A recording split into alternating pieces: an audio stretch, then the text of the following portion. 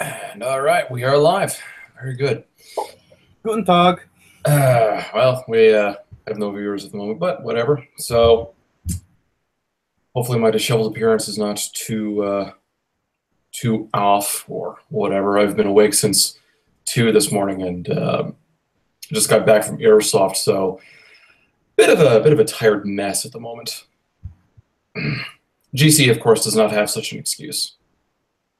Like hell, I don't. I haven't. In the last 4 days, I've gotten maybe 5 hours of sleep. And Diane is going to be joining us shortly. She's just running a little late, so hopefully we'll get her before too long. In the meantime, though, we do have a few fun things to talk about, I suppose. Guess we can start with the next episode.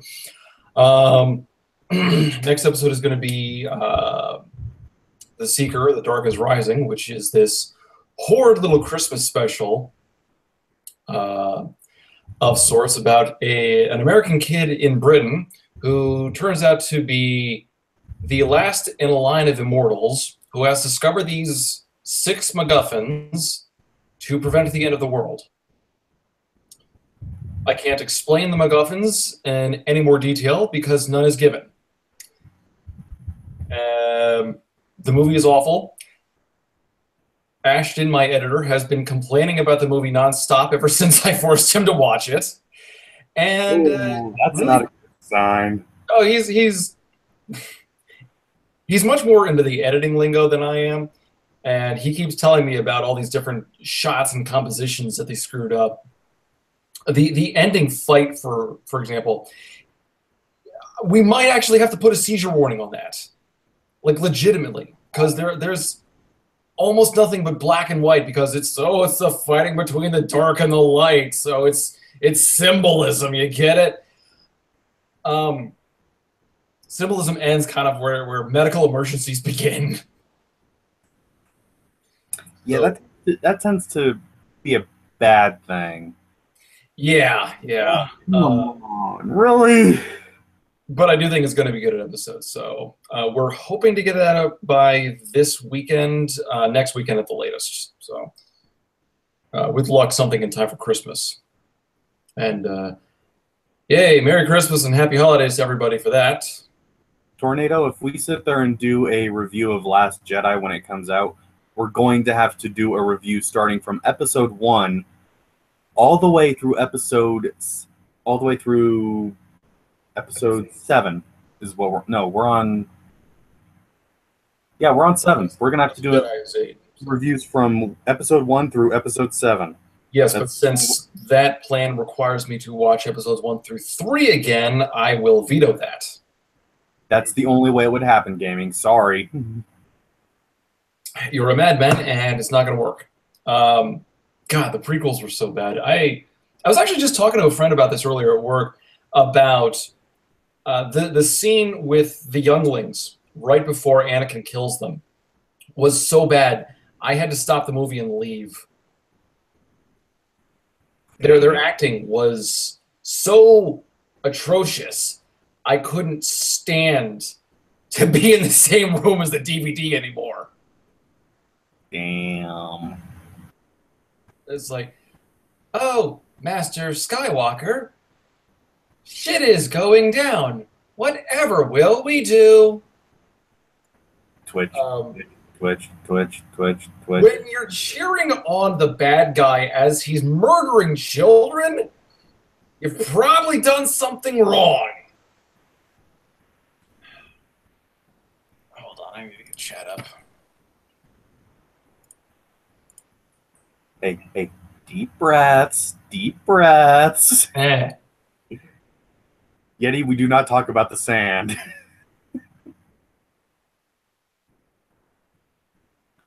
Angus, I like it. I like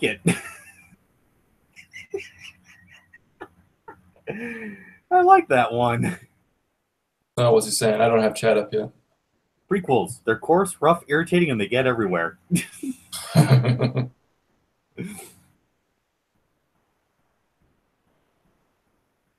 There we go.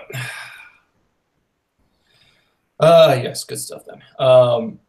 So in the world news today, we have 5 men who deserve a medal. Yes, this is a good story.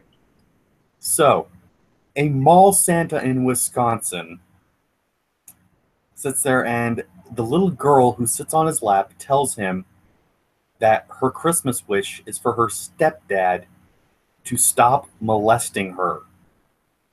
Okay? Santa's response with 4 of his elves are to beat the living hell out of the guy. Mark, Diane's not here yet. She's running late. So, one eyewitness sat there and said Santa just walked up to the guy and headbutted him real hard and then jumped on the guy screaming and laughing, saying, "Ho, ho, ho, motherfucker."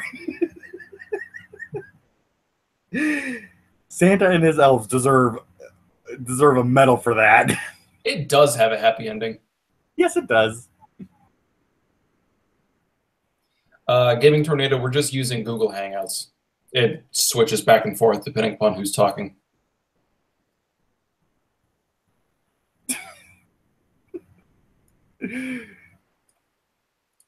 Yeah, that's just one of those things where Santa, you deserve a medal.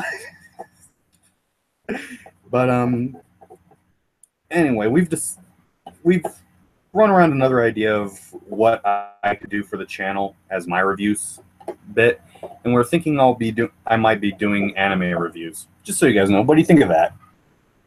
Yeah, let's get some votes on. Is that something that people would be interested in watching? Yeah. Because, I mean, anime reviews are common enough, but it would be good to add to the channel just to have more material there, I suppose. Yeah. Actually, if we keep doing this, then we're going to have to start get an actual website. Kind of like Channel Awesome. Something like that, only, without the garbage and drama. Yeah. And I guess it wouldn't be just based on books, it'd be animes in general. I've actually seen the first episode of Ancient Magus Bride, whatever the hell. I liked it. It was just I don't have free time for a lot of stuff, so I don't watch a lot of things too often. I did see the first episode of Happy though, and that is wonderfully weird. Brad actually thought of a good name for us, just called the Geek Triad channel. It's not bad, actually. We should consider that. Of course, it'd require Diane to start making videos again. Strawberry Queen, did you have a question?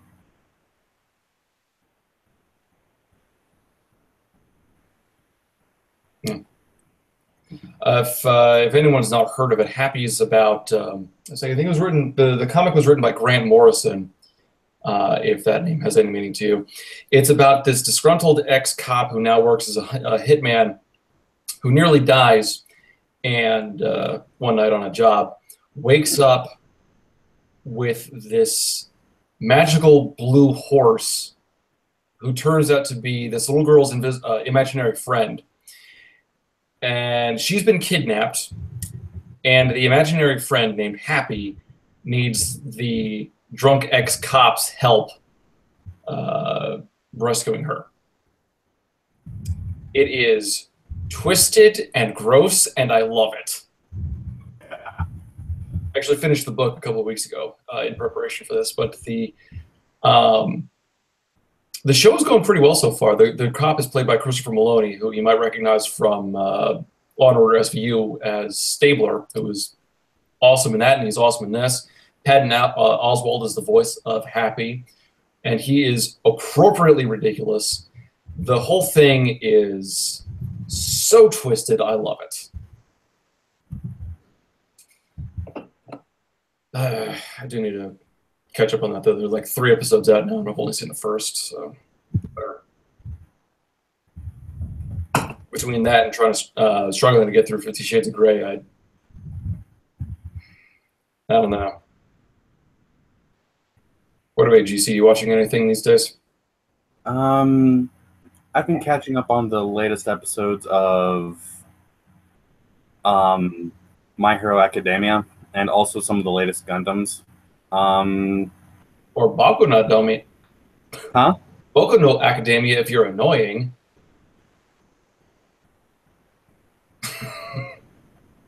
It's from Jello Apocalypse. I know. Um, I gotta admit, I like how they, with My Hero, I love how they sat there and did the powers and everything about that. There's actual weaknesses.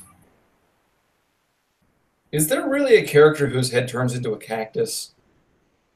Haven't found him yet, but I wouldn't be surprised. I mean, hell, there's one character whose head is a bird. It's weird.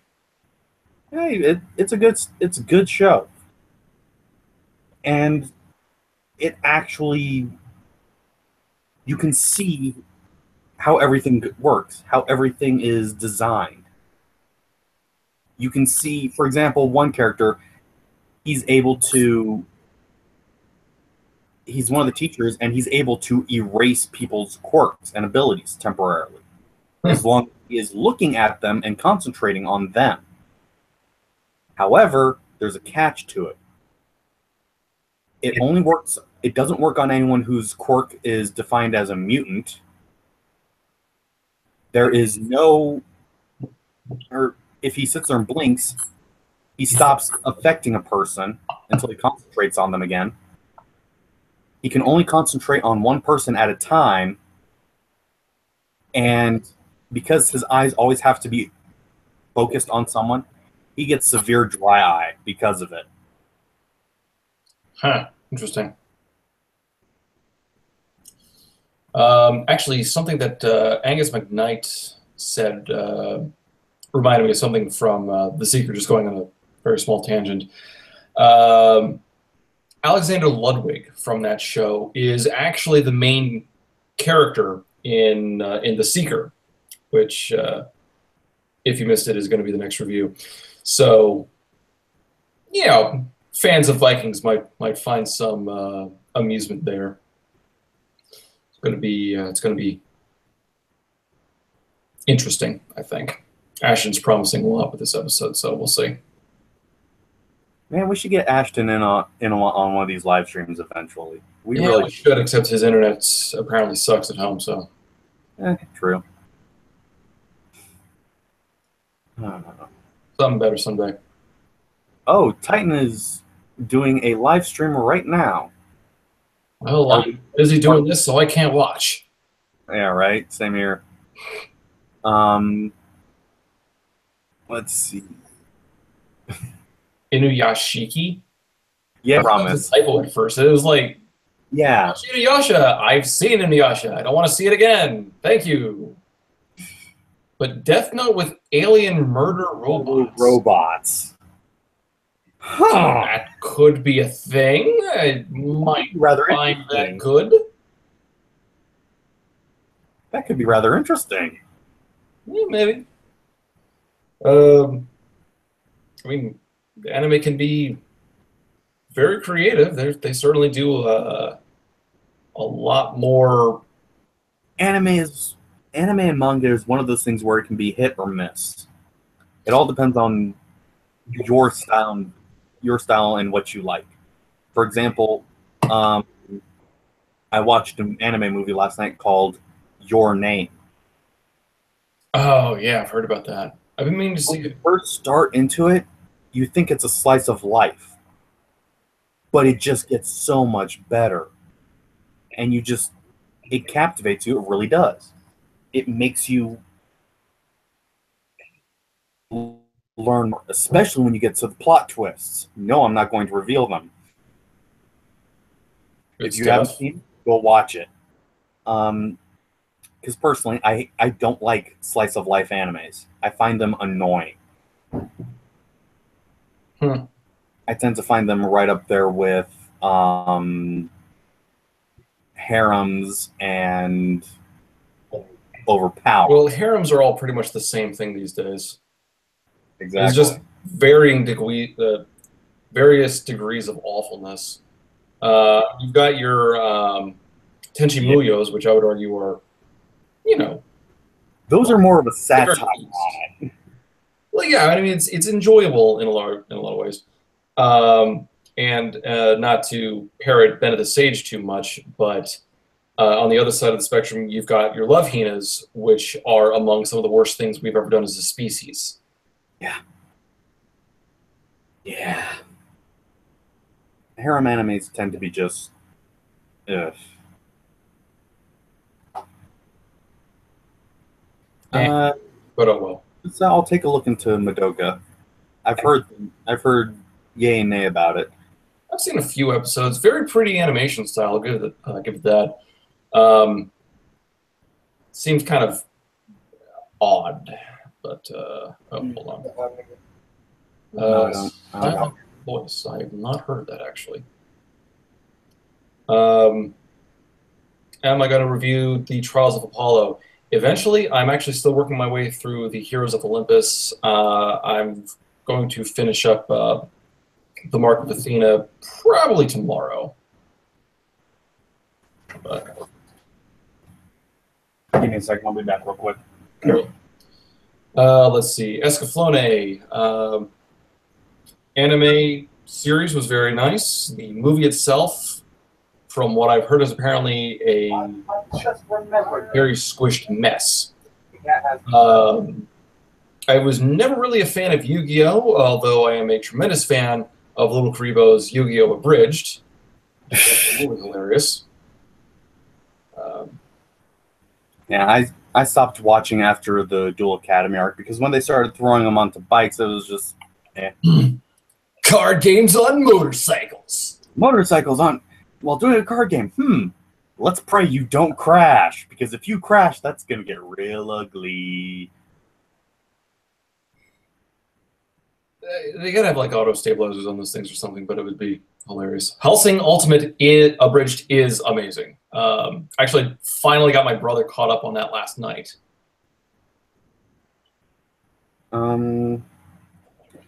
Let's see, Titan. We'll take a look into that. We'll see what we can do.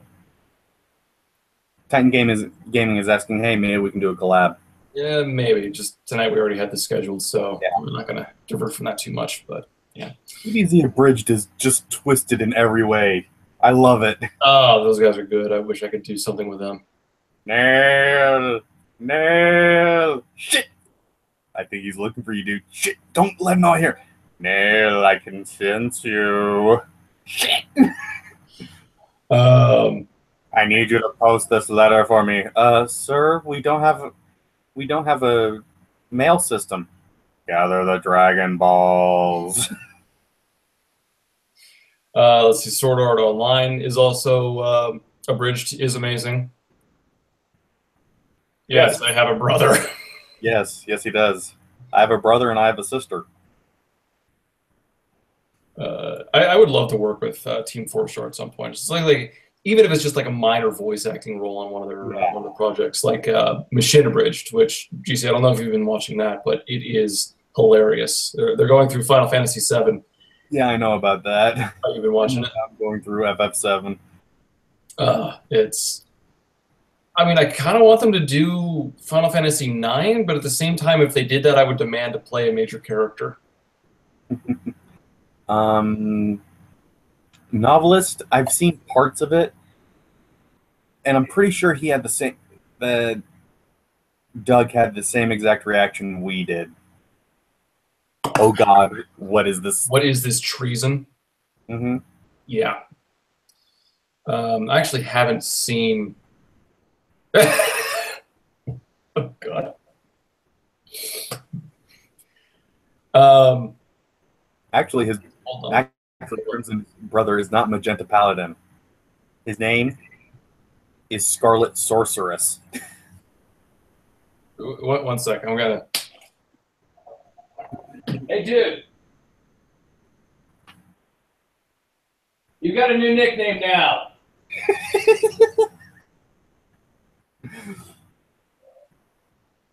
Apparently, your new nickname is the Magenta Paladin. My live stream's going weird. I don't know.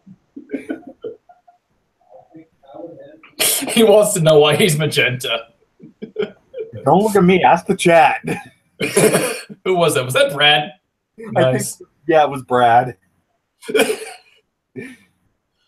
Brad, why is his brother the magenta paladin? Hey, I'm actually curious now. Is it just the first color that came to mind?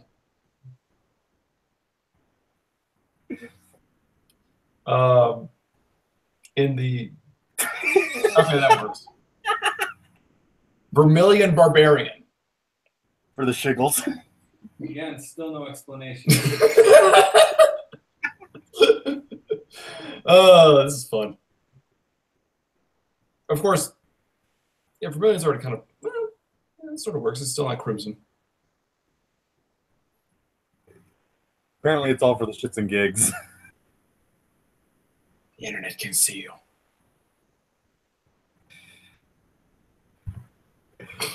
Check out my hoodie. Nice shirt. Everyone, this is my brother. Yo. Actually, this is probably a good time to announce that we are talking about starting a gaming channel. Oh boy. So, because no one has ever thought of that before. It would go well with my video game webcomic. Good. Because I remember when he sat there and did Dented Mind. Oh yeah. Wait, did you read that? Yes, I did. Oh my god. I made that like 15 years ago. Oh my god. It was a while ago. Yeah. Dude, I'm his buddy GC. I'm Keith. I'm the guy who sits there and keeps giving him an ass kicking every time I get the chance. He really does. Did so much that we wrote it into the show. Nice. Rogue Monk. I'm not sure if that works. No.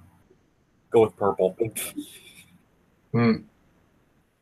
Oh, Carissa is nice.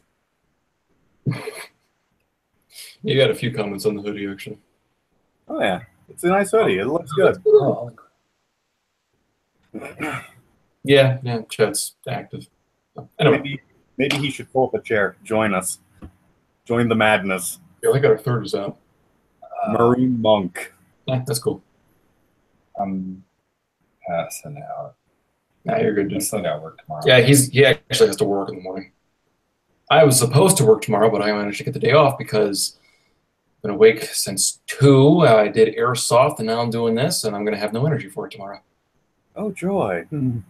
Yes. But I've gotten used to no sleep. Yeah. What are you doing? I didn't have my face on it, so I thought, Aw, we get to see him. The magenta paladin. House of Night is worse than Twilight. it crouched. I don't know. Yeah. I've heard that House of Night is worse than Twilight. I'm actually kind of scared to read it. I've never heard of it. Look it up. It's worse The than last time you told me to look something up, it was Boku no Pico. Oh, asshole. God. What can I say? I'm a horrible person. That's what I get for thinking I can trust a good friend. 3 things you have to remember. I'm an asshole. I am twisted. And I enjoy watching your suffering. Hold on, what was that book series? House of Night. And yet you thought you could trust me. Yeah, well, that's what I get. Oh god, that's 12. Also, someone was asking about the Yeah. gaming stuff. Oh. lot of co-op games. Yeah, we're mostly going to be focusing on couch co-op games, things like that. Oh hell. We've got a few more things we need to set up. Of course, we've got to get recording equipment and. Well, I think we're going to practice a little bit just to make sure it's actually entertaining too. But we've gotten to the point where we'll just go back and forth playing co-op or something like Halo or whatnot. One of us will do something to piss the other one off. Like the last time we were playing Halo Reach. Oh, right. we had to work together to steal an enemy tank while on heroic mode. And then, well, it's on the final level, so if you've played that, you get the tank for all of about 5 seconds. We spent like 10 minutes to get that guy. Spent 10 minutes getting the tank. I didn't know that you only kept it for like 10 seconds. And then we had to blow it up. And it's like, what was the point of doing this? If we're not going to be able to use it against any of the enemies. Then I'm like, for the points? Because we were going on a grading system. And so he blew it up and he didn't get any points. It was like, there aren't any points, dude! Where are the points? You lied to me! And you think he's more trustworthy than I am? Oh, this is going to be fun. Yeti, I fear I'm not sure what you speak of. Although that would have been a fun part to play. Why was I Greg and the Disaster Artist? I get it. Am I being tired? I think maybe a little bit. Maybe a little bit. Yeah. The Disaster Artist was really good, I thought. I mean, I'm not sure about accuracy just because there's only so much. Yeah, there's only so much we can really glean from the book, but yeah. I do not look like Dave Franco. Do I look like Dave Franco? I could be really, really, really mean. You already are. You look like Dr. Frankenfurter, the Tim Curry version. You bitch. You got the hair for it. You wish you had hair this glorious. Look at this. Dude, with my time in the military, this is...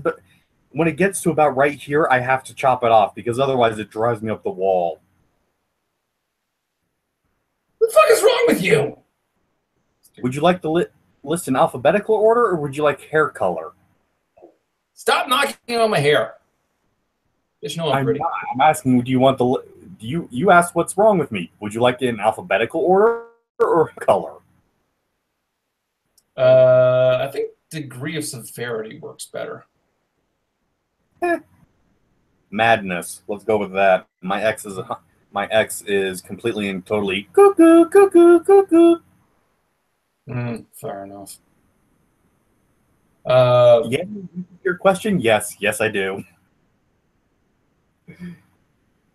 Oh, got another writer in the book in the chat writing some graphic novels. That's cool. Hold on. Yes, I do.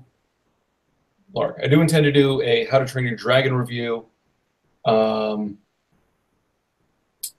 would say it's a pretty bad adaptation because in the books, Toothless can talk. So, yeah, that's the thing. Although I absolutely loved the movie. So, question. What? What's the webcomic? Oh, I was just joking around with that. On the whole originality thing, because, there's only about 500 million gaming comics. Yeah. It's called VG Cats. It's my idea. It's original, and I have been doing it for years under a pseudonym. Really? Yep. Huh. Hey, at least I didn't say Control-Alt-Delete. Yeah, right? Is that still going? Probably. So. Weird. Titan, what's your idea? The original anime, I'd say, was actually pretty good as an adaptation, although they did skip a lot of things, but they still told a pretty decent story altogether. And somebody...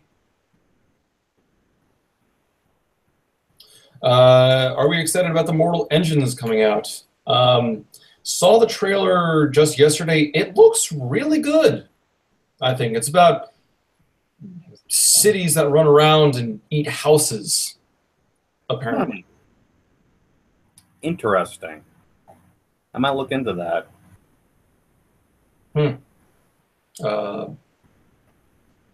Titan, I'm not sure if I'd ever get around to Attack on Titan. I don't really review TV shows, but I need to get around to that one. yeah, GC might be able to hook you up. Let's see. Bruce Willis from Unbreakable behind you with a hedgehog on his shirt.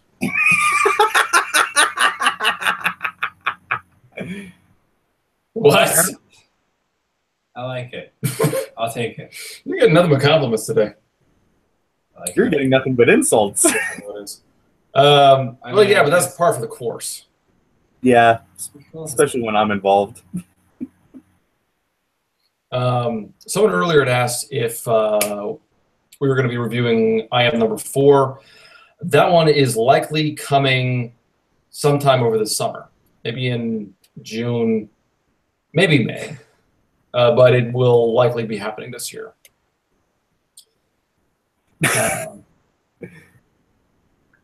Oh, the live action Attack on Titan? No. That would be awful. If they sit there and if there's a live action Tokyo Ghoul, it better be really damn bloody. I'm just saying, man. Yeah. But oh well. And your brother, I don't think your brother is going to be losing the nickname of Magenta Paladin. It seems to be sticking. Unless Yeti gets... Barbarian is back. I don't know. He doesn't look like a barbarian to me.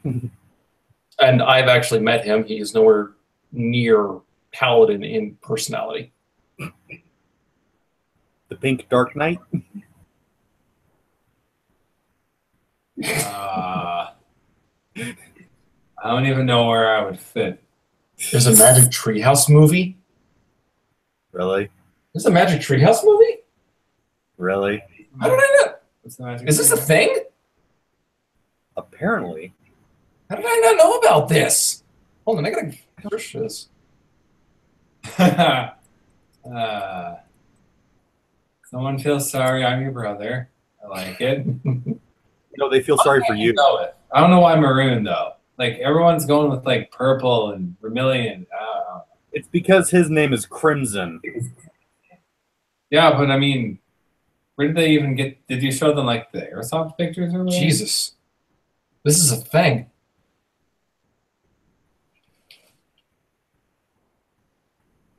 Who was that from? Oh, 2011. This is old too. We got a video from the trailer that's posted on YouTube in 2012. Yeah. God damn. According to IMDb, it got a 6.7 out of 10. Well, it's actually not too bad. Let's see. Percy Jackson animated TV series would be great, I think. And yes, I agree that if they did it, they would have to do each book as a season. Oh, absolutely. There's enough material there. Certainly, at the very least, each series as a season. Do you remember Maximum Ride? It was like straight to TV quality movie. That was bad. Absolutely terrible. I unfortunately as well. It sucked. I don't know when we're going to be doing Jurassic Park. Lately, I've been thinking about doing that for episode 100. You only seen it like 40-something times. Okay, so this is a true story. When I was a kid, my parents wouldn't let me see it because I was like 6 when the movie came out. Even though all my classmates claimed that they saw it, so that drove me crazy. When I finally did see the movie, I loved it so much that I just kept watching it and watching it and watching it. And eventually what we ended up doing is I had this little piece of paper taped to the side of the TV that counted the number of times I had seen both Jurassic Park and The Lost World.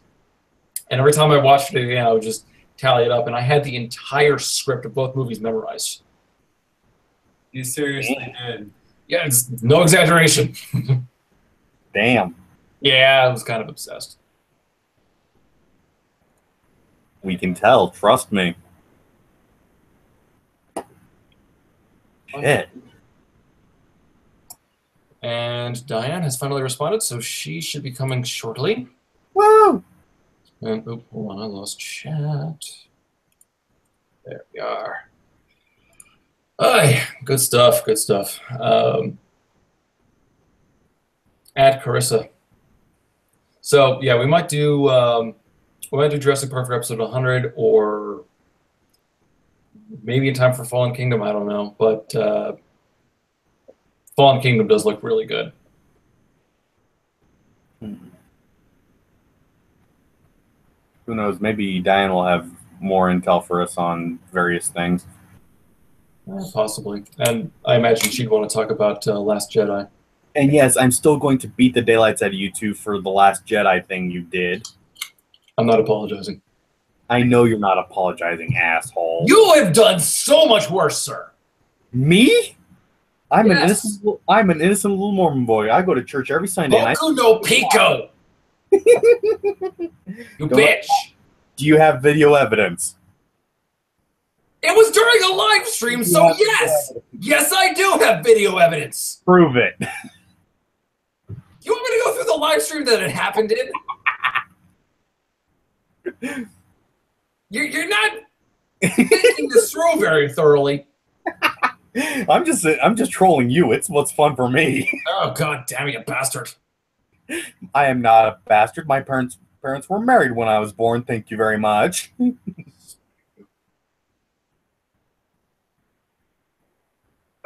Okay, someone was asking if we have a Patreon. Yes, the channel does have a Patreon. It is included in most of the videos. We also have an upcoming Patreon-only live stream, maybe in 2 weeks. Kind of shooting it by ear, playing it by ear here, but Percy Jackson musical. I think I would watch that. Looking it up. There's no way it's a real thing. Hey, Dan. Hi, I am so sorry. How long have you guys been on? 40 minutes. Evidently, I had to replace you, so... Okay, I am sorry. Hi. Don't worry about it. What's your name? It's nice to meet you. Oh, I can have any name I want. I am... This is the Magenta Paladin. Oh, fine. Okay. Hi, everybody on the chat. I am so sorry. I totally remembered it was today, but then I fell asleep napping. That doesn't even make sense. You fell asleep while napping? Yeah, I fell asleep while napping, exactly. I was super busy. And then, yeah, just woke up an hour too late. So, anyway. It's legit. What? What's legit? Wait, there's a musical? The Lightning Thief, the Percy Jackson musical, will launch a North American tour beginning fall of 2018. Oh my god. It's legit. I like Hedgehog Night. All because I wore this. I should have worn my... I have a Nuka-Cola hoodie. Could have worn that. That would have also been good. That one's all dirty from today. I have a lot of hoodies. Diane? Yes. Mark G is saying, will you finish your Beauty and the Beast review? Yes, it is coming. It's like 90% done. I'm actually meeting up with my editor tomorrow, and we're working on it. We're punching through. Yeti is sitting there and telling you, Diane, report to the principal's office for your pink slip. Yeah, I know, right? It's like, yeah, classic. And Yeti has yet another new name for your brother, Kyle. The Verdant Hedgehog. I like it. Okay, he's the smart words one. I don't know what Verdant is. Green. Verdant is a shade of green. That's just a fancy as hell green. I'm sorry. And Diane's the Silver Sleeper. Yeah. Oh god, now they're gonna come up with one for me next, and I'm actually kind of afraid. Oh yes, GC's next. Come up with something for GC. I want to see where this is gonna go. Have we talked about? I guess we can't talk about it. No, you can't.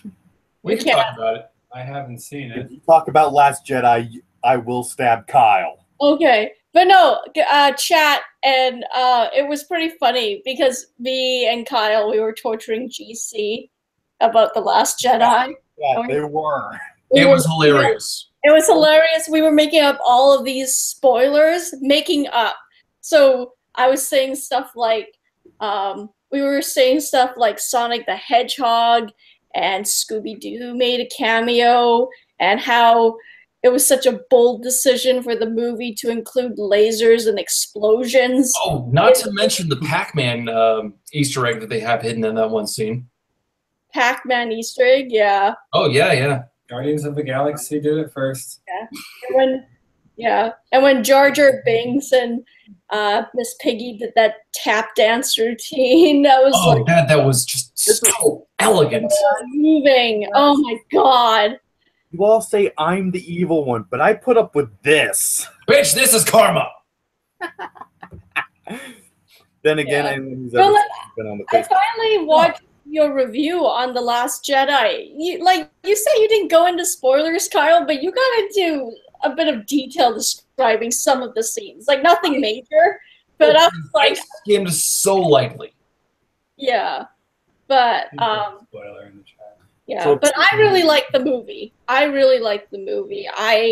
I'm shocked that it's the divisive movie. Because I'm not a big Star Wars fan. I'm not an expert on anything, but I didn't find any of the decisions that were made that controversial. I was like, what are people getting so angry about? I don't understand what, again, like Jar Jar Binks didn't come back into play. So it's like, why are people so angry? I don't Real quick, Mark, do us all a favor and hold off on the actual spoilers. Yeah, please don't. Yeah. I legitimately have not seen it. Yeah, Keith, do not look at the chat right now. Just wait for it to pass. Do not look at the chat. Hold on. Don't look at the chat, Keith. Makes you delete. Good. Yeah, please, guys, come on, no spoilers, please don't. Okay. Yeah. Spoilers have been removed. This is as far as I can see. Okay.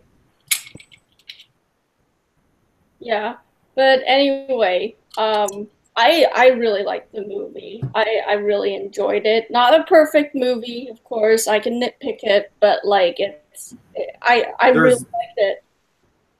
Well, like I said in my review of it, it's one of those movies that it's really good at first, and then when you sit back and you actually think about it, it's like you start really noticing all the flaws, and that can be kind of maddening.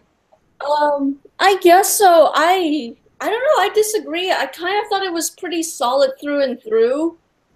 I will agree. One of the plot lines, like you said, kind of doesn't really go anywhere. Like the character, I kept thinking, was anything really achieved? During that time. But regardless, I think I just liked the character so much. It really didn't bother me, and I'm excited to see what and how the hell they're going to do the last one, especially with Carrie Fisher gone. Yeah. I gotta say, I agree with Miss Ganymede. I agree with her. Jar Jar, we need a scene in one of the films where Jar Jar dies so we can all have closure. I thought you were referring to her comment about, oh boy, shirtless Kylo. I've already seen that picture. We're just excited over your body. Yeah. But yeah, Keith, when are you seeing it? No idea. Oh, come on. Really? Or you don't have any plans? I have no money. Oh, yeah. I'm sorry. Jesus. Money is this all-important thing if I want to see it. I don't have any. Okay. Yeah. Good point. Sorry. But, But apparently, Kyle, they've been coming up with a nickname for me so far. Apparently, we've got the Karma King, Snarky the Hedgehog. Snarky the Hedgehog. I like that one. No. Come on, guys, give us some good ideas for my nickname. Hmm. Isn't there like an option now that you can watch, theater movies in your home yet? Isn't that an option now? I think you have to pay for that ability, or sit Yeah. there and find a pirated. Yeah. Well, no, not the pirated version. I remember I'm never concentrating, but like one of the commercials they would play before the movie starts is like, "Oh, hey, if you want to own this movie that you're about to watch, keep your ticket stub and remember this website or something." And it's totally legit. Like they're playing it in theaters, and I guess Snarky Boom Man. I think Morgan Cartwright has been on the Facebook page. No, Snarky Boom Man. That one wins right now. That is your nickname. Yeah. I really like that. Oh, hell. But no, I think Morgan Cartwright has been on the Facebook page. Mm-hmm. Yeah. Mark G is asking, what do I, but in general, I guess, what do we think about Disney buying Fox? Do you guys have any thoughts? Did that deal go through officially? Officially, I think they're holding off on it.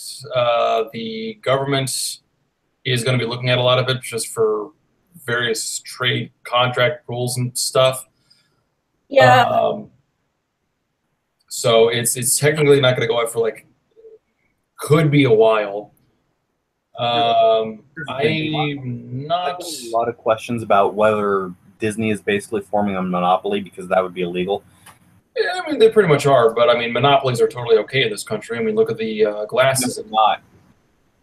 They're not okay. No, they absolutely are okay.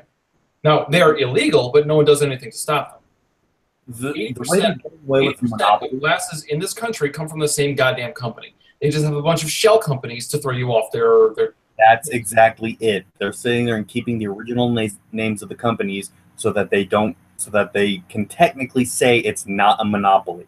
Yeah. It's absolute bullshit.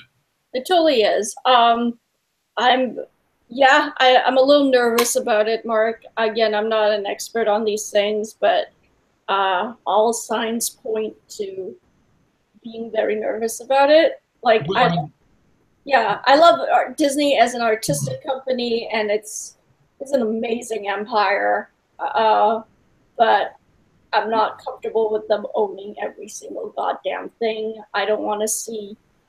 I don't want to, I get capitalism is a thing. That's the system we've chosen, and it's what works for us. But there needs to be some limits, or else, all's fair game, and I don't believe in that philosophy. So I'm very worried about it. I will say this about the monopoly. I'm not a fan of it, of course. For pretty much the same reason about monopolies that Diane just listed. I will say that it's good that it's not like a necessary service like, cable providers, which is something you basically don't really have a choice in getting. Since Disney is an entertainment company, it's really more of a selective thing that you can go for. You don't need this sort of a thing. It's just something that will hopefully still put out a decent product. Yeah. Yeah. Though I will give it this, since Fantastic Four is still owned by Marvel, maybe we might get a good Fantastic Four movie. I am not holding my breath. No. Might. I'm not holding my breath either, but we might. So I'm confused with how, is all of Marvel, except for a few properties, is that owned by Disney? Yep. Pretty much. It's just the movie rights are owned in joint with Sony, I believe. Yeah. For Spider-Man. Yeah. For Spider-Man, right. Right, because Sony owns Spider-Man. Fox owns Fantastic Four? Is that how it works? Um, Who owns Fantastic Four? Sorry. I believe that's 20th Century Fox. Okay, so it is Fox. Yeah. So, yeah. Again, like I like the MCU, but again, I'm not like a super diehard fan of it. Like whatever superhero ends up popping up, sure, I'm open to that, but I'm not like gunning for it or anything. So, um, I wouldn't mind if they bought Fantastic Four from Fox. I just don't want them buying the whole freaking company. They already own so much of Hollywood as it is, and at first, like I'm proud because I'm a big Disney fan, and I thought it was funny, but now it's getting a little scary. It's not something to joke about, especially with the way net neutrality is going and everything. So. Oh God, that's a whole thing we could talk about. Let's not go into that, please. We're also not going to go into the whole issue with EA and their. Yeah, sorry, I didn't mean to do that. Yeah, sorry, but. Okay. No. All agree. Novelist, you are not going into the Nina Tucker scene. No. We're not going into the what? Nina Tucker. Nina Tucker scene. If you don't know it, don't look it up. Okay, I will go and do it. Yep, that's fine. It is one of the most tragic things to ever happen in anime ever. Mm-hmm. No, okay. Real story. When we used to stay up late watching anime, when the hell did that come on? Like 11 at night? Something like it was on Toonami. It was insanely late. So, are you talking about Full Metal Alchemist? Full Metal Alchemist. Yeah, of course I know that. Yeah, of course. That was Jesus. When that episode came on and we actually saw that for the first time, I was so pissed off. I had to go stomping around the basement just to cool down. He had to try to explain to me how logically the end result of that scene wasn't entirely bad, which I won't go over because PTSD. Yeah. And I'm just like, no, god damn it, why the hell did all this shit have to happen to her? It was so fucking bullshit. Why? Yeah, I know. It still bothers me a little bit. Yeah, I know. It bothers the entire anime community. Every time a GIF comes up of it, they're like, too freaking soon. How dare you? Yeah, right. It's the cardinal rule. You don't fuck with children and dogs, and they did it in one shot. And the most. Though I will agree with Elijah, the way Hughes was killed off was even more fucked up. The way he was killed off? Maze Hughes. Oh. That was even worse. Yeah. But, yeah, I hope these aren't major spoilers, but that anime's been around forever. I'm episode 7. Yeah, I have to. So, are you guys more of a Brotherhood fan or the original? Because I've still have only seen the original. The original is great, but I'd say I have to side with Brotherhood just because of how well everything ties together. Yeah, I keep hearing Brotherhood is superior. I've also heard other people say that they just like the first one better too, but I'm open to both. You can love both or hate both. So I'm gonna try to watch a bit of it over the holidays. And Leia says hi. Oh. Hello, Leia. Aww. Yeah. Keith, do you like Brotherhood or the original? I like them both, honestly.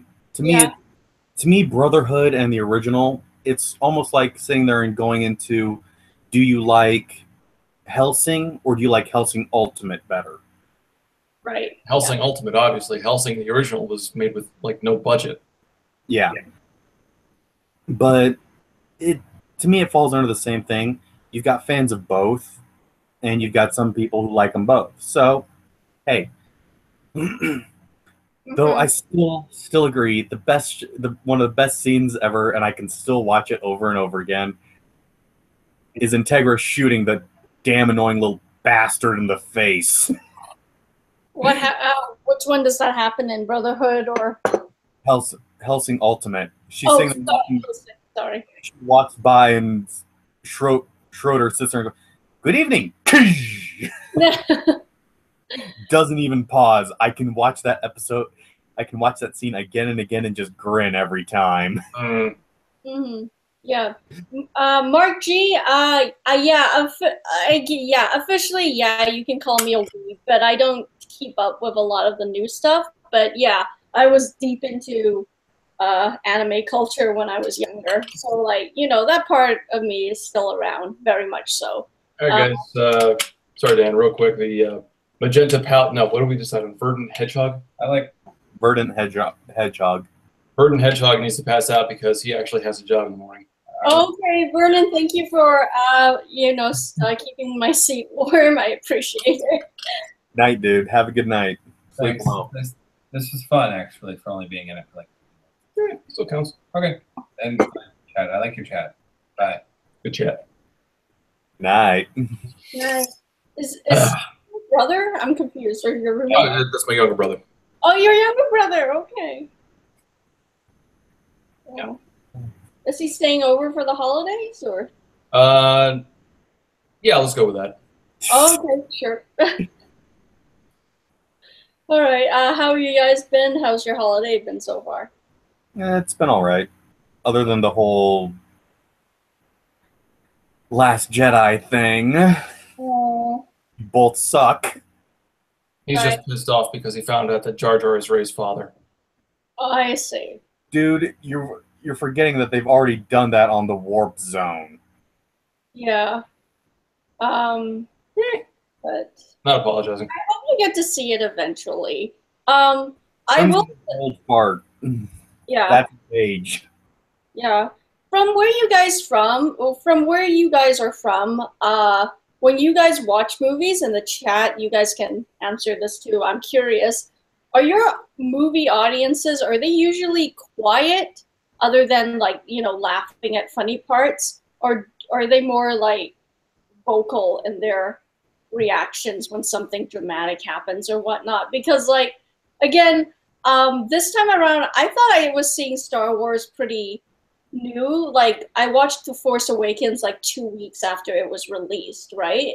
So the audience I was with then, they were pretty quiet, and I kind of just assumed that, most of these people are probably seeing it for the 8th time. But I saw Last Jedi on Tuesday, and still everybody was pretty quiet about it, and maybe this time around it's because the movie is so dividing. But I don't know, Kyle, when you watch the Star Wars movies, were people freaking out? Because I kind of want an audience to freak out, because I like that. I would Not really. The loudest it got was when people were laughing, which is actually pretty normal for at least where I live. Right. The noisiest reaction I've ever gotten out of an audience, or I've ever seen an audience get into, was during the Power Rangers remake, when we had all those awesome nostalgia moments. Yes. And oh god, when when the Zords finally came on screen, Go Power half the audience almost jumped out of the chairs screaming. Oh, really? That's almost jumped out of the chairs? Dude, in my theater, they did come out of the chairs. Though I actually have a story for you guys, and tying into what Diane was saying about people freaking out. So I've had to watch Thor Ragnarok twice. Yeah, I love Thor Ragnarok. I did watch that one. Just one thing for me. I've only seen it completely through once. Okay. So during the big climactic battle against Hela, we were all watching it, and these lights started flashing on the sides of the walls. Oh, shoot. We thought it was special effects. Yeah. Until the lights in the theater came on, and they paused the movie, and we're going, no, no, no, no, no, no, no, no. Oh. The fire alarm had gone off. Son of a bitch! Oh. During the final fight scene? Yes. So. God, I hope you got a free movie. Yeah, we did. A couple days later, me and my buddy go to see it again. And the moment that it gets to that part, you can tell exactly who had been in the theater that night, because everyone is staring at the walls, going, "Don't you dare!" I love that. That's a hilarious story. I remember that kind of thing only happened once for me. Happened with a less stakey movie, like a movie with less dramatic stakes. We were watching Julie and Julia. It kept repeating itself, and apparently, like nobody went to the manager and talked about it, but my friend did, and we all ended up getting free movies. So, yeah. Be nice. I don't know. Like, even though, again, I'm not a big Star Wars fan, I would like to be in an audience where people are just freaking the fuck out because, like, I've seen that happen in, like, documentary footage, and I just want to be a part of that and experience something like that. It looks like a lot of fun. What you got to do then is you got to find a place where they're playing either The Room or Rocky Horror Picture Show. Yeah, Rocky Horror. Just make sure you bring your newspaper and toast. I still haven't. I haven't seen The Room from beginning to end. I do want to watch The Disaster Artist, but I will hold off on that. Yeah, I haven't seen it from beginning to end. I've seen terrible movie. I cannot advocate this movie enough.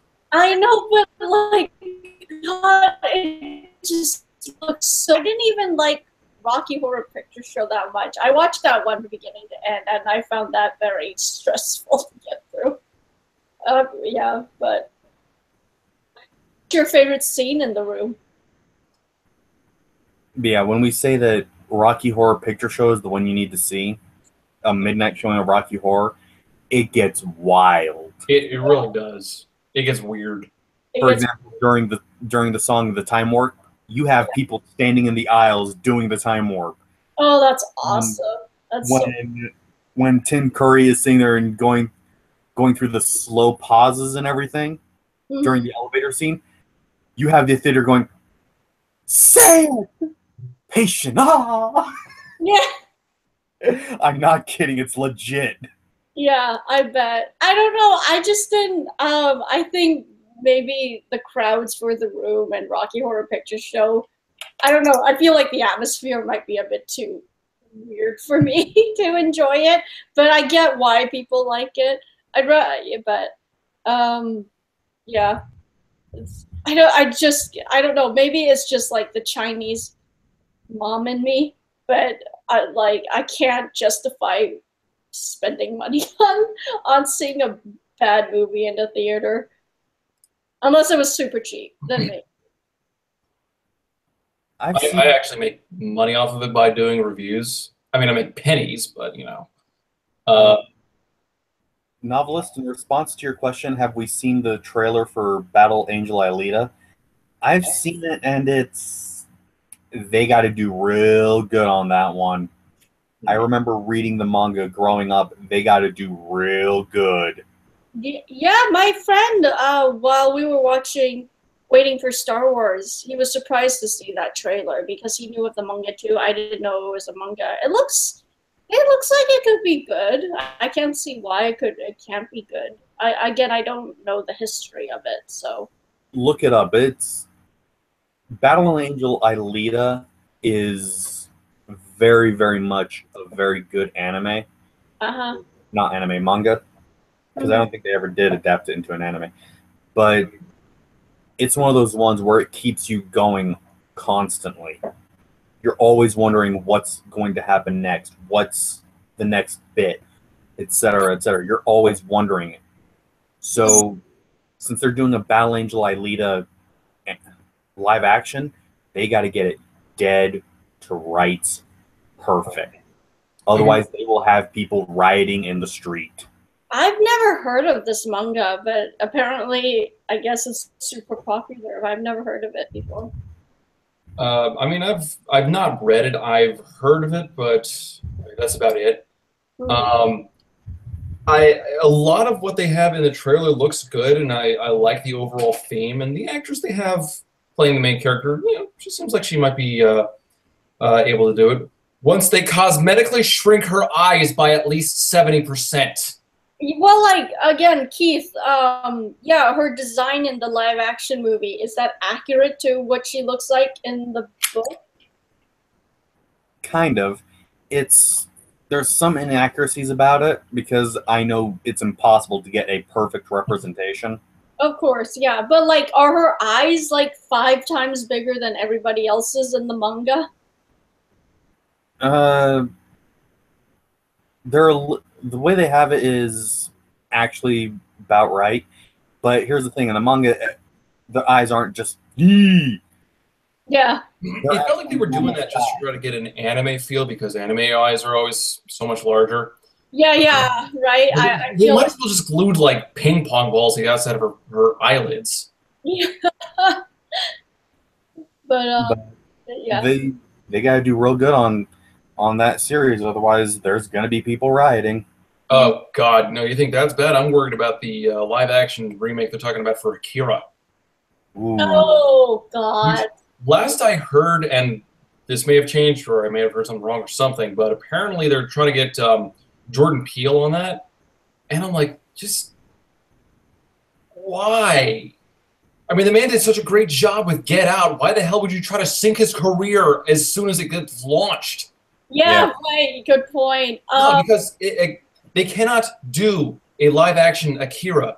It's especially if they Americanize it. That is going to ruin so many of the themes right off the bat. yeah.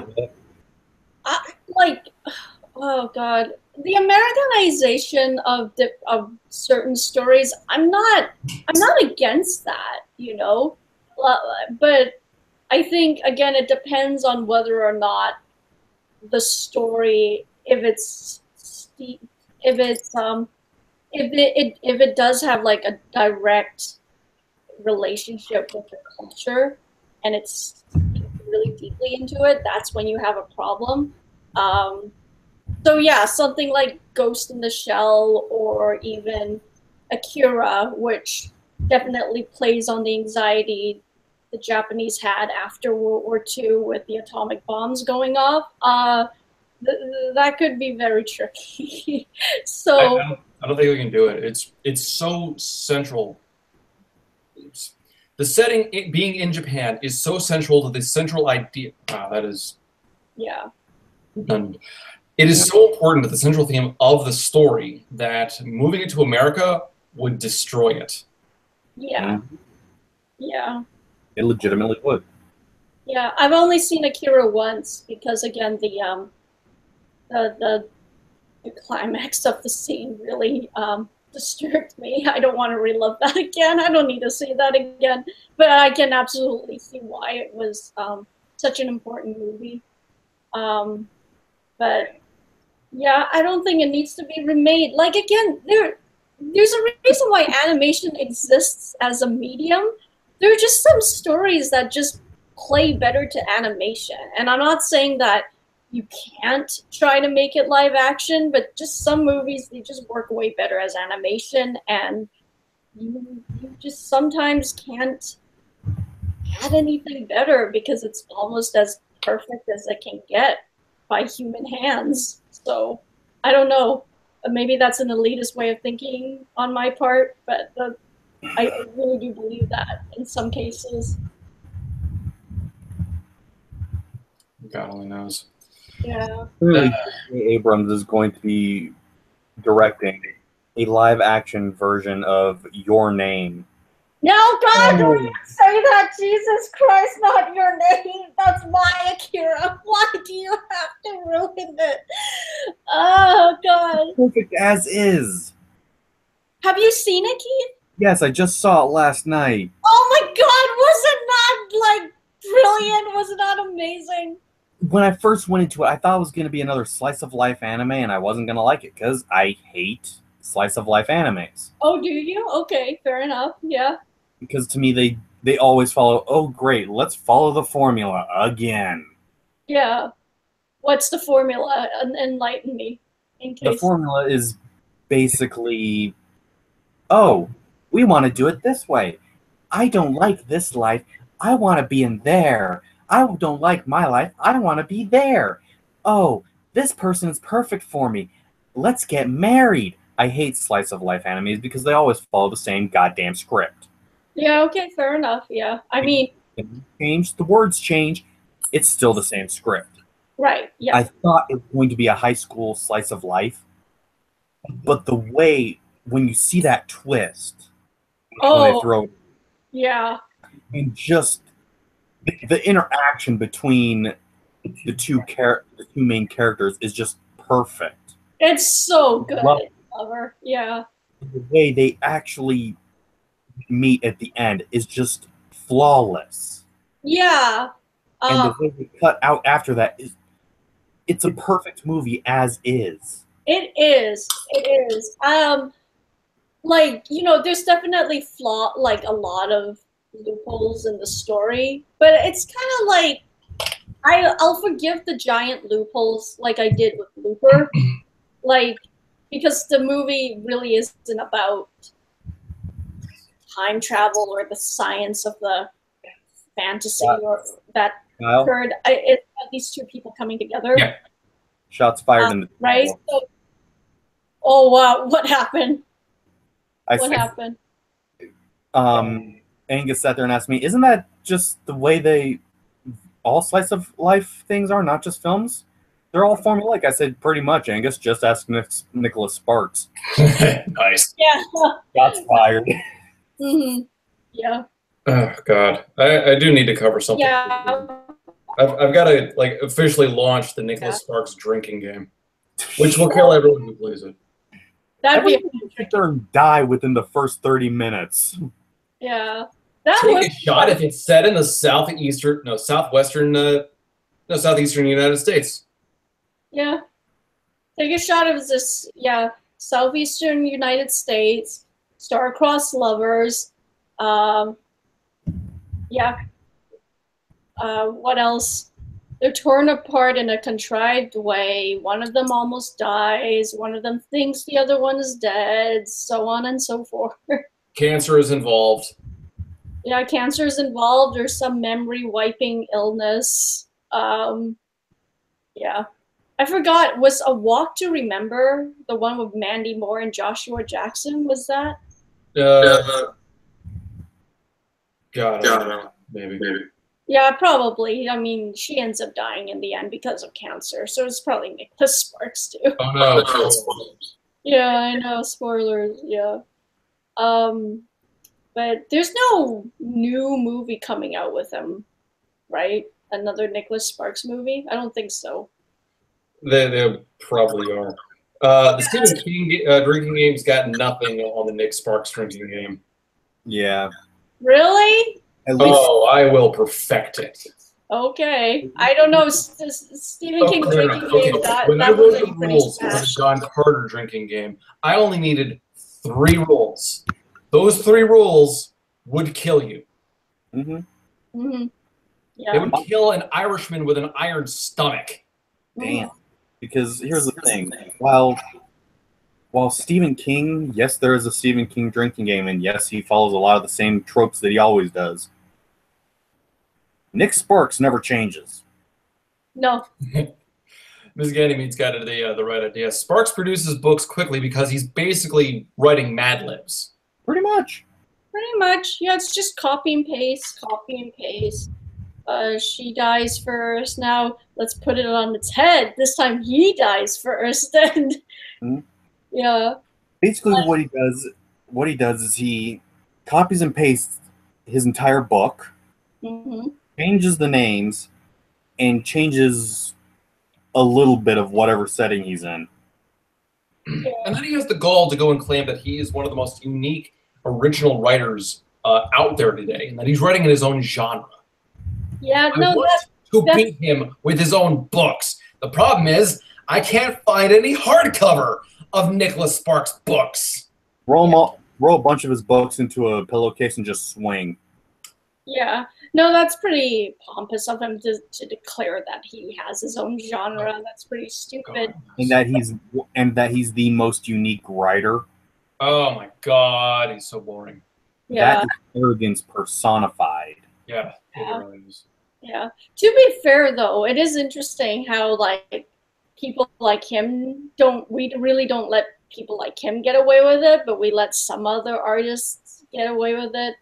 In a sense, well, like for instance, the guy who directed and wrote the movie Your Name, Keith, would you not say all of his other movies before Your Name were kinda almost cookie cutter. They were all really sad and depressing, and they all had to deal with high school students and a star-crossed lover story, and they could never get together. Like They were typical slice of life, is what they were. Yeah. Did you watch any of his movies before Your Name? I've seen one or two, and again, they irritated the hell out of me. I bet. Yeah. Again, I didn't mind his movies that much, but at one point, I was just like, "Oh my god, dude, can you like stop being so sad?" It's you know. So like when I watched Your Name, and there was actually levity and real sincere There was comedy. levity. There was plot. There was drama. There was danger. There was Stakes. history. There was everything behind it. Mm-hmm. Perfect. Perfect. Kyle, have you seen it yet? I have not. I do very much want to, though. Oh, it's The idea that they're making a live action out of it annoys me. Real quick, Lucy's question: who is worse, Stephanie Meyer or Nick Sparks? Stephanie Meyer, because she has done more damage to the world of literature. Not only has she given us the Twilight series, by extension, she has given us several other crap series like the 50 Shades of Grey books. Yeah. And again, don't forget the host. And the host. And she has also inspired writers like Cassandra Clare, whose Mortal Instruments bore the fuck out of me. Mm-hmm. Yeah, I agree with that. I picked, even though Nick Sparks, his writing is so boring, but I do like The Notebook. I will say the movie The Notebook, it's a fine movie. It's okay the first time you see it, and then after that you realize that all the other movies are exactly the same, and you're just like, why the fuck should I bother? Yeah. Again, I've said this before, but The Notebook, that movie was saved by the actors that were in it. They got actors that was like way too good for the material, and the movie ended up being all the more better for it. So that's why I really like not really like, but The Notebook I can stand. I can watch it and be entertained. Personally, if it used to be where if I couldn't sleep, I would actually pick up a Nicholas Sparks book and start reading it, and I'd fall asleep every time. So 50 Shades of Grey right now. I've been reading this book on and off for about 2 weeks now. I'm on chapter 6. Is it a Nick Sparks book? 50 Shades of Grey. Oh God, no! What? You're really doing it? I am actually doing it. Oh my God, the writing in that is so heinous. It really is. Actually, hold on. I've got my notes right here. Give me a second. There's this line that I pulled up. It was so pretentious. Mm-hmm. Diane, did you ever hear what I did at a bookstore once? No. They were doing a sale on 50 Shades of Grey because it was when the movie was coming out. Yeah. There was a wet floor sign on a tiled area. I picked up the wet floor sign, put it right in front of the display. Oh my God, that's hilarious. The manager looked at me. People might have slept and died because of you. Yeah, right? The manager sat there and looked at me and said, "That is so twisted. I'm going to have to ask you to leave." Oh my God. But it's funny. That's hilarious. Yeah. Yeah, I sat there and moved a wet floor sign to a carpeted area right in front of 50 Shades of Grey. Oh, I see what you did there. I just got the dirty. That's awesome. Oh my God, that's hilarious. Here's what I want to know: if we're gonna get a movie deal out of what's basically just really bad fan fiction, then, or out of what's really just fan fiction, then are we ever gonna get a movie deal for The Rainbow Factory? Oh God. Because frankly, I would. Oh It God. would actually be amusing. I don't know what the Rainbow Factory is. My Little Pony. Basically, rainbows are created by murdering children. Oh God. Yeah. You want the Rainbow Factory turned into a movie? Oh God. Hey, wasn't the My Little Pony movie supposed to be released already? I think so. I don't know anything about it though. Yeah, nostalgic. about it or anything. No. Bad nostalgic. Bad. You should be ashamed of yourself. I just saw that. Oh No. my World does not need a movie. Although we do need to read that on the Need a Patreon. movie. No. Oh God. But Keith, you'll like it. No. It's so good for you. I threw up reading the damn thing already. I am not going to sit through that horror show if it's turned into a movie. Yeah. No. No. Hold on. I forget who asked. I think it was Carissa who asked if yes, Twilight review. We're actually hoping to finish the second season this year of the storyline. So hopefully we will get to another Twilight review for the closer of that. Mm-hmm. Not looking forward to it, but I never am. Yeah. Angus, if you have to ask what My Immortal is, consider yourself lucky. Yeah. Consider yourself lucky. I still haven't read a Not lot listening. Questions. of Which is worse? You couldn't even. My Immortal or 50 Shades of Grey? The answer is My Immortal because at least 50 Shades of Grey used some kind of spell checker. Yeah, good point. I don't know. 50 Shades of Grey, though, is honestly the worst writing I have ever come across. And it was still better than My Immortal. Are you sure? It's so damn pretentious too. It's just putting in the. I don't think it's even smart enough to be pretentious, Kyle. I feel like pretentious is almost a compliment for 50 Shades of Grey. Fair enough, but no, I mean there are things that if you really, the book puts these things out and doesn't even try to think about how creepy it is. For example, early on, the main character Anna gets drunk and passes out at a bar, and Stalker Boy Gray grabs her, takes her to his place, and the next morning there's a fresh set of underwear waiting for her. Now that right there, that sounds bad. It gets worse because the bra is apparently, it fits exactly right. Oh, now, I've never had to try on a bra, but from all I've heard from talking to women in the past, apparently it's a bitch and a half to properly measure. Yep. So they would have to get the exact right cup size and everything, and there's only one way they do that, by checking the label on her bra to find out what size she wears while she's unconscious. Yep, pretty much. That shit is creepy as fuck. It's so creepy. And also, like, they never address the fact that, you know, she's at the club with her best friend, and the best friend's all like, oh, sure, guy, I've barely met for 20 minutes. You could totally take my friend home while she's completely unconscious. By the way, for any people watching the chat, if you ever do that, if that's ever done to you, or you've done that yourself at a club, yeah, you have issues on either side. Get better friends. Yeah, pick better friends or become a better friend, because that is a huge fucking no-no, okay? Do not let people you do not know bring home your unconscious friend, okay? That is, like, awful. Oh, my God, that scene drove me crazy. Yeah. At least in the movie, they were at least smart enough to give Anna a computer before Christian Grey came into her life, because I know originally in the book, she gets like a brand new laptop sent to her, and she's turning it on like she's seeing it for the first time. She's like, oh my God, the screen lights up.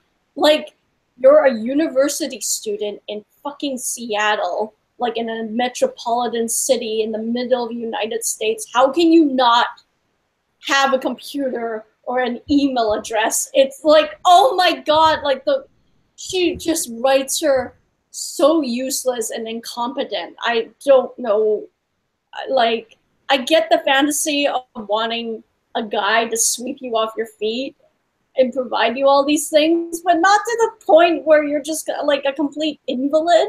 It just doesn't make any sense to me. Not to mention, there's just there is such a character change from what she's presented as originally to what she is after she meets Gray. It's like she walks in, she sees Christian Grey, all of a sudden she has a libido. She never had a libido beforehand, now she does. Yeah. You know what? There's actually one thing that 50 Shades of Grey spawned that I actually like. What? It's a spoof cookbook called 50 Shades of Chicken. Ew. Okay. I actually have They're actually very good recipes and done culinarily well. But the way they sat there and do the intro is hilarious. Oh God, I bet. What do? Do they dress the chicken up in a suit or something a little bit more perverted? No, they basically made Christian Grey into a master chef, and all these knives he has that he's going to use to prepare the chicken. Oh. And it's just hilarious. That's fun. But I've actually used some of the recipes from it, and they're actually very good, and they look like good, and they look, when you've done them, they look good presented on a plate. Yeah, I bet. They're good recipes. Mm-hmm. But what it is designed to be is a spoof off of 50 Shades of Grey. Mm-hmm. Yeah, that's funny. But yeah, thank God the last movie is coming out, and they had enough sense not to divide that movie into two. Good God. Yeah. So you're actually doing the review, Kyle. Yep. Have you seen the movie yet, or are you reading the book first? I saw it in theaters. Oh, you saw it in theaters, right? You did do a review of it. Good for you. I was gonna hate myself. Yeah, I'd rather watch the movie than read the book. I'd rather watch the movie once a week for the rest of my life than read the book. And the book is just, God.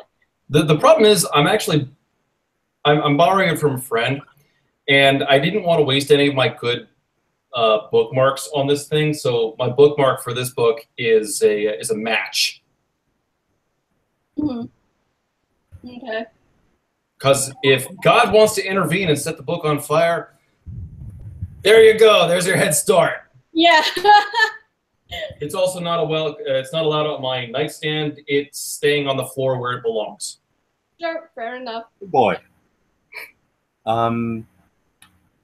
Okay. So Crow Song has been doing this all stream. They are trying to recommend The Thief Lord. I know nothing about it, but I've added it to my review list. I like the name, the Thief Lord. That's good. I always wanted to create a character who was like a pickpocket thief.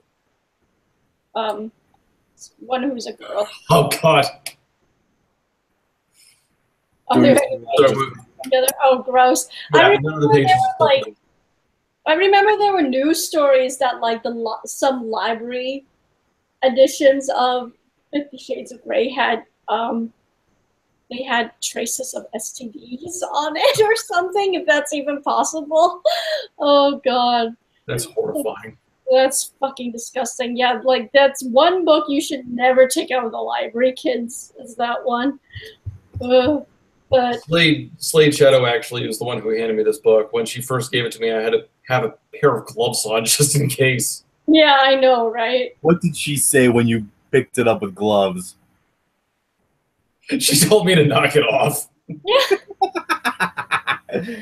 Then again, that's kind of payback for all the harassment she gives you. Mm-hmm. Fair enough. Yeah. I only get to harass you during live streams. She gets to harass you whenever the hell she wants. And intermittently over Facebook Messenger. Yeah. Yeah. She gets to harass you every day. Mm-hmm. Do you guys have any, just to change this to cleaner topics, do you guys have any favorite Christmas specials?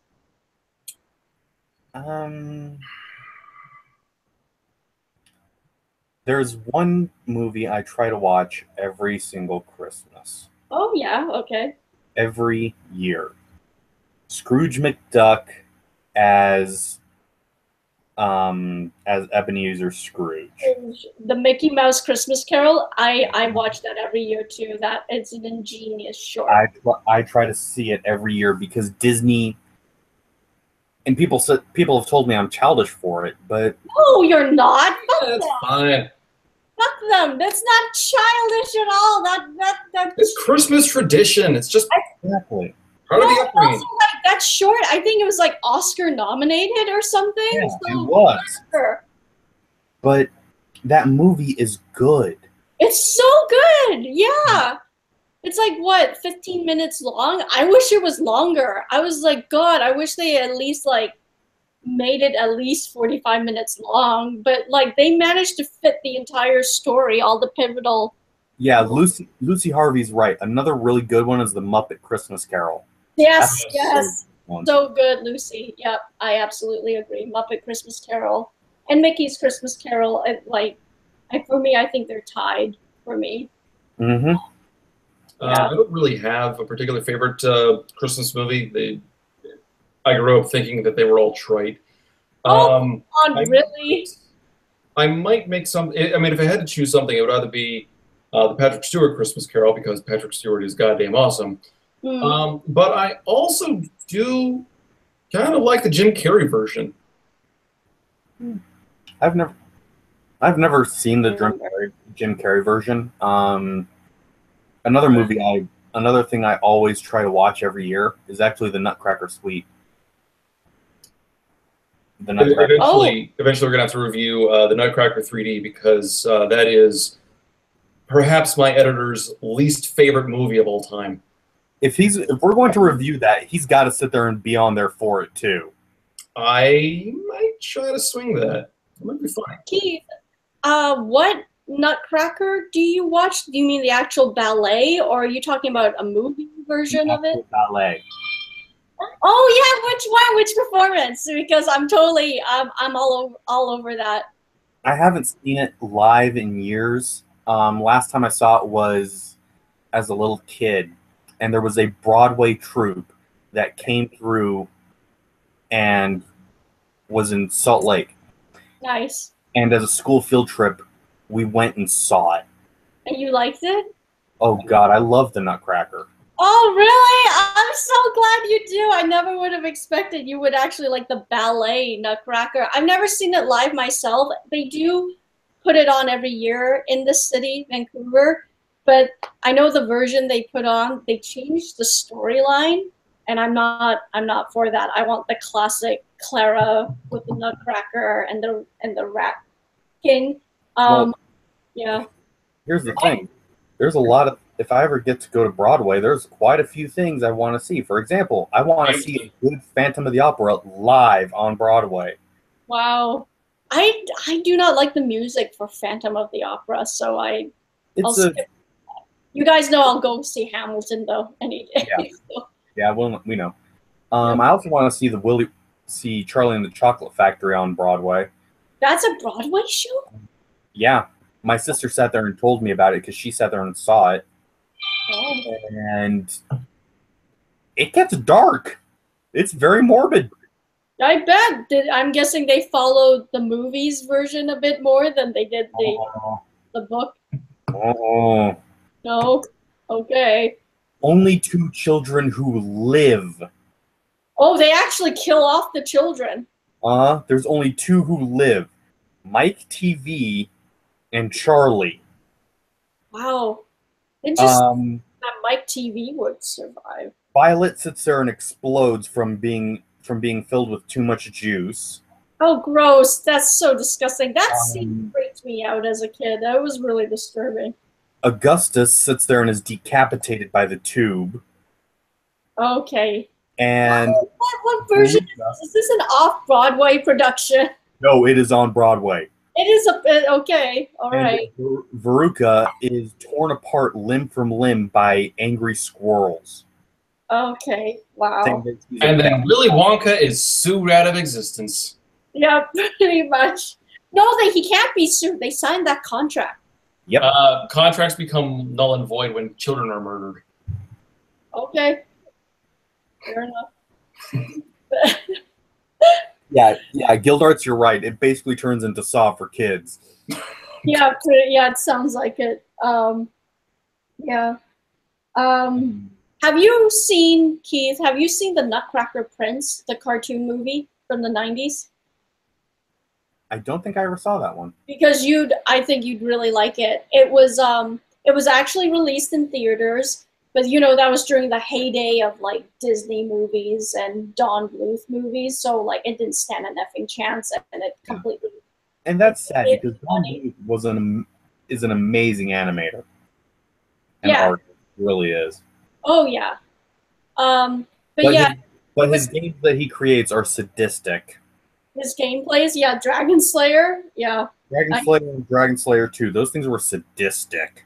It's pretty, from what I've heard, I've never had the pleasure of playing it, but I hear it's like completely unbeatable. He's supposed to be making a movie out of the Dragon Slayer? Yeah. I heard about that, yeah. Yeah, he crowdfunded it, right? Which I think is amazing. Yeah, you can play it and beat it, but in Dragon Slayer 2, they take all the sadism and hatred of the first one and condense it into one moment where there's this burst of fire and you have to collect this glowing treasure that is flashing the same color as the fire. Mm-hmm. Yeah. And you have about 2 seconds to hit that point to get it. Right. Otherwise, you lose the game and have to start over. Mm-hmm. That's just evil. It's really start over from the beginning. It is all the hate, all the pure sadism from the first game condensed into one moment. Yeah, well, Don Bluth, he was rumored to say that kids can handle anything as long as you give them a happy ending, right? I don't think he's the type to pull any punches with his young audiences. No, he's not.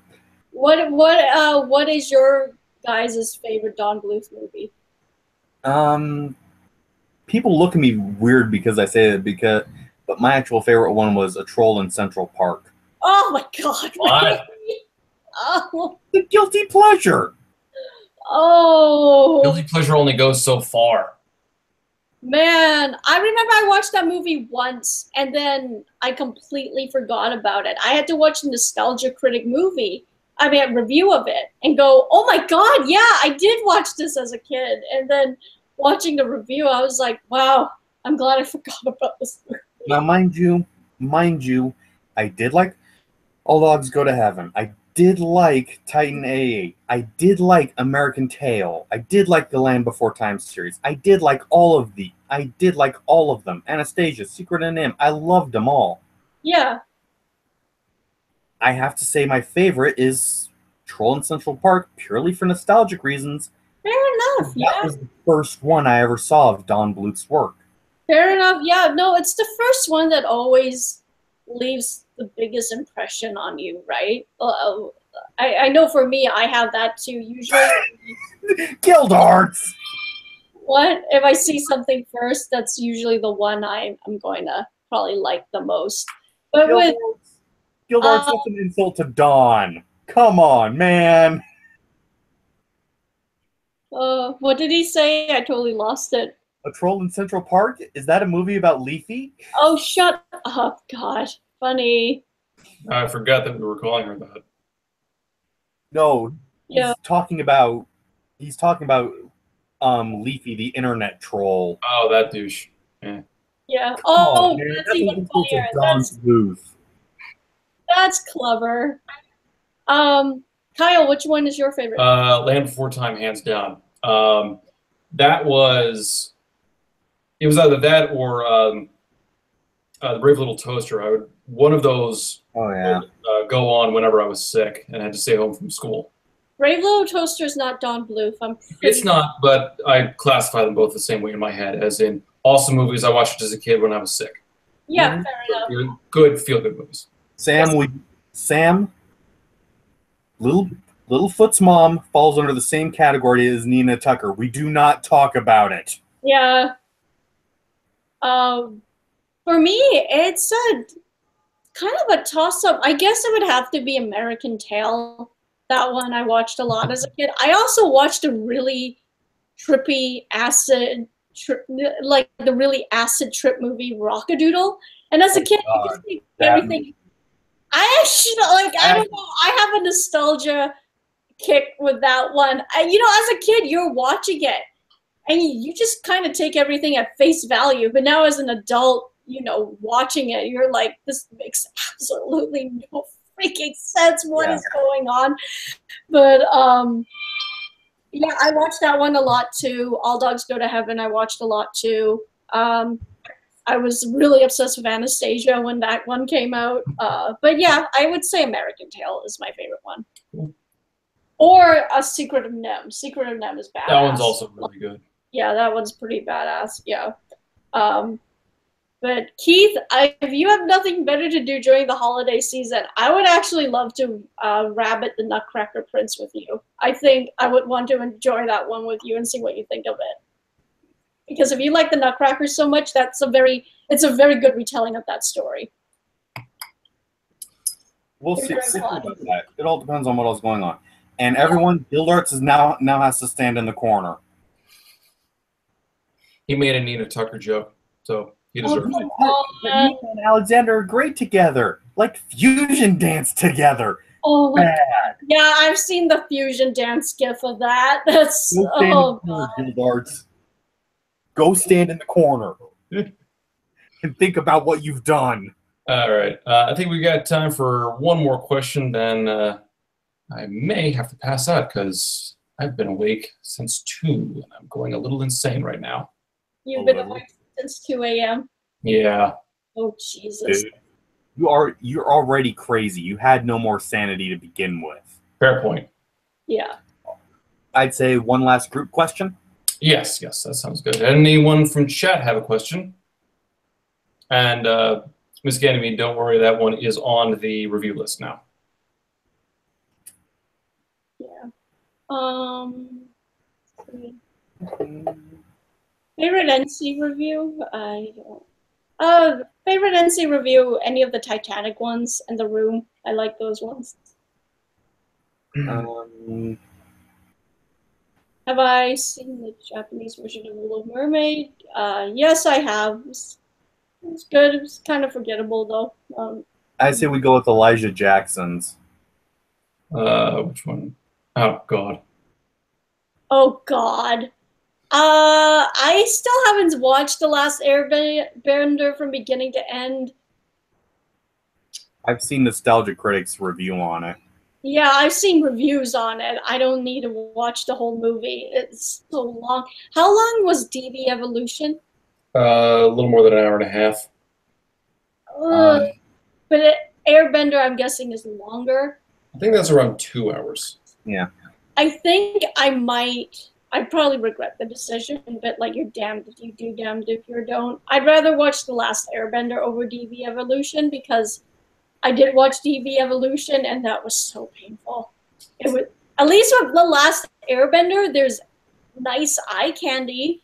Like the sets are nice, the costumes are nice. The special effects look like special effects as opposed to the really cheap internet show quality effects that they have in Dragon Ball Evolution. Yeah. I mean, seriously, a lot of the stuff they do in that, I could probably do almost as well. Yeah, but in the same aspect, in Airbender, it took them 6 Earthbenders to move one rock the size of a guy's head. Oh, yeah. Yeah, and move it that slowly.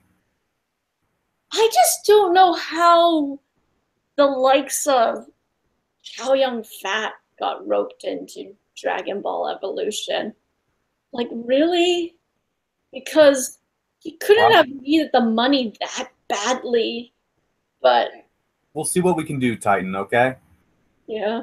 About doing a video together. We'll see what we can do. But in regards to Last Airbender, it was just bad from beginning to end. At least in DBE, you had some aspects that were actually good, like the death of Gohan and the funeral that Goku gave him. Some aspects were actually good. Wait, there was a funeral scene in Dragon Ball Evolution? Yes. Very briefly. It wasn't a full-on funeral. It was Goku burying his grandfather. I do not remember that at all. I don't know. I was just so offended by that movie. I think I would rather suffer 2 hours because, like, yeah, watching Dragon Ball Evolution. Watch the review again. Like, I'd rather watch The Last Airbender because at least with that one I haven't seen it yet. So Diane, watch the review on it because I actually go into detail on that scene. But the way they shot that scene and Goku going back into the destroyed house. Right. And not a single line of dialogue is spoken, and you see the actual pain. You see the sorrow and the suffering. That was a beautiful scene, and then they fucked it all up. Really? Okay.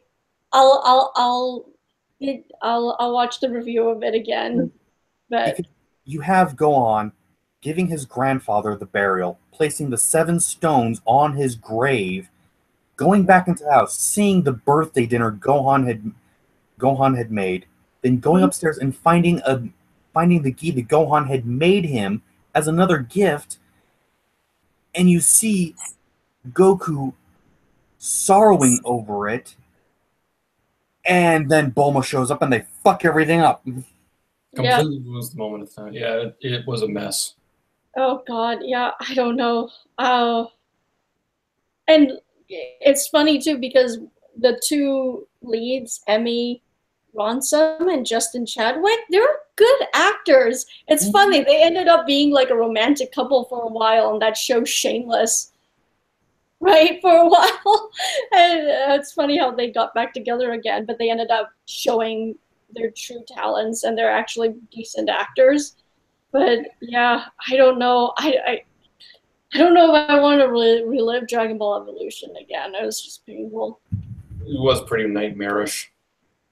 But I mean, compared to that, Death Note, the American version of Death Note was way better than either of those two, just because it had Willem Dafoe, and he was actually legitimately enjoyable. Yeah, he was. I forgot. Did I watch the whole thing? I watched big segments of it, but not from beginning to end.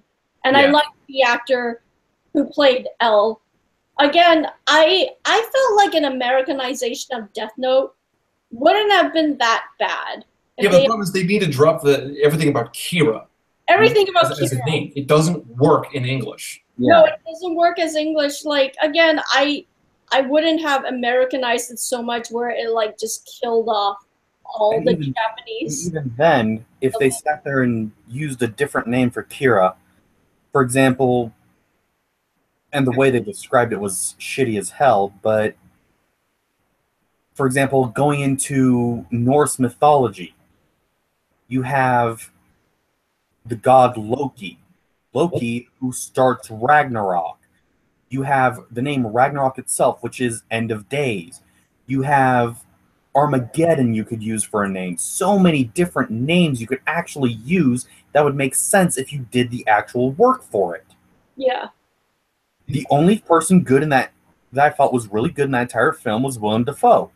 He was amazing, and I still personally believe Willem Dafoe should be allowed to play Joker in the Batman series. He would be amazing. I would be willing to give that a shot. Yeah. Anyway, did we lose Diane?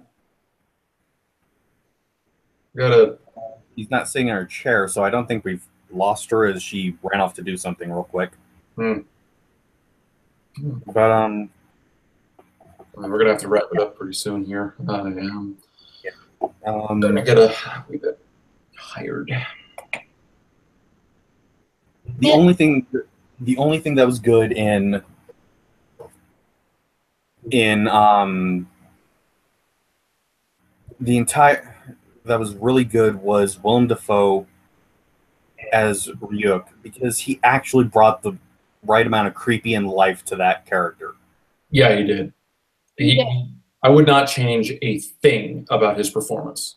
No, he was great. I just don't know why they had to like turned to every single high school cliche there was, like making light the secluded nerd and him falling in love with a cheerleader. I was like, really? Why are you going through those tropes?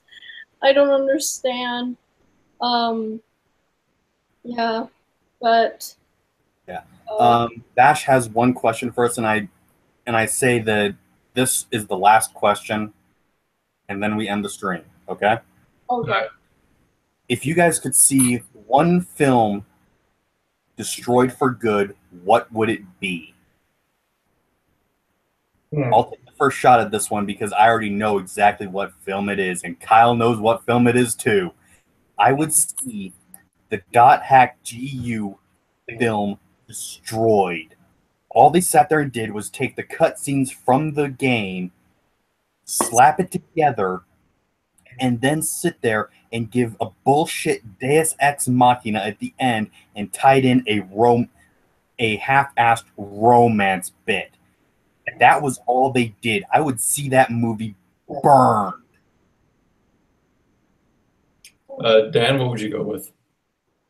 I can't think of a movie out there that I hate that much. Like, unless it was a snuff film or something. No, I can't think of any mainstream studio movie I can think of I hate that I would want destroyed. And also, like, bad movies, because, like, as bad as some are, you can learn as many lessons from a bad movie as you can from a good one, right? Right. So, they have their place in society. But I don't know, I feel like, for me, I just, no, I wouldn't destroy any movie right now, as far as I'm concerned. How about you, Kyle? Is there a movie? Yeah, I agree with you as far as even bad movies having a place as far as being used as lessons of what not to do. Yeah, and I hate Dragon Ball Evolution. I don't want to go off the movie. Yeah, I'm tempted to answer something like the Transformers movies or the first Twilight movie or something like that, because if you destroy the first in that series, it creates a domino effect and get rid of the rest of that series, I feel.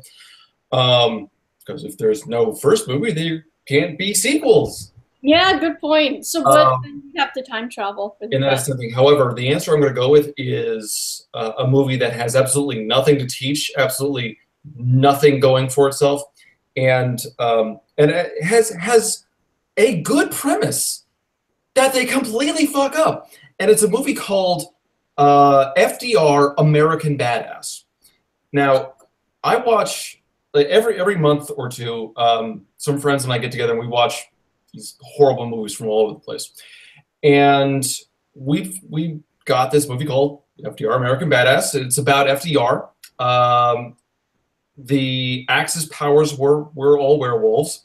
FDR had a wheelchair with rocket launchers and machine guns, and he fought them that way in World War II. And we're looking at this like, okay, that sounds incredibly stupid, but just like how Abe Lincoln, Vampire Hunter, was incredibly stupid, I still really enjoyed the movie. So maybe it's in that kind of a vein. No, it's boring and it's awful, and surprisingly little happens in it. It is like 100 minutes long, and we've seen a lot of crap on Bad Movie Night. This was the first movie we ever had to fast forward through just because we were that bored. Yeah, because you watch a bad movie to still be entertained, right? But if it's boring, I think that's the worst thing you can say about any movie, that it's boring. Not even that it's offensive or just bad, but it was boring. Yeah. But okay, I think that does it for tonight. Again, I'm sorry that I slept in. I was the one that kind of initiated the stream too. I'm like, we should do something for the holidays, and I totally slept in on it. So I'm really sorry about that. It's life. Yeah. Yeah, we definitely need to do a Patreon live stream soon. Yeah, I'm down. So, all right. Well, thanks everyone for stopping by. I need to go pass out, and these two have lives. So, Yeah. Okay. Night, everyone. Night, everyone. Thank you for joining us. thanks for stopping by, guys. Okay, bye. Happy Bye. holidays. Happy holidays, everyone.